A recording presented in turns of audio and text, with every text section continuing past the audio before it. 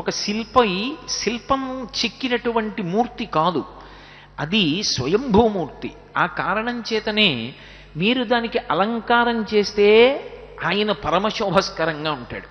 మీరు అలంకారం అంతా తీసేస్తే పరమశోభస్కరంగా ఉంటాడు. మీరు ఆయనకి అభిషేకం చేస్తే పరమశోభస్కరంగా ఉంటాడు. మీరు ఆయనకి ఏదో కేవలం పువ్వులతోటి వస్త్రం కడితే పూలంగి సేవని పరమశోభస్కరంగా ఉంటాడు. మరి అసలు ఉండంది ఎప్పుడూ కాదు. ఏం చేసినా అందంగా ఉంటాడు, ఏం చేసినా కూడా మనసుని దోచుకుంటాడు. అలా మీకు సాధారణంగా ప్రతి దేవాలయంలో ఉన్నటువంటి ప్రతిమూర్తి అలా అంగీకరించదు.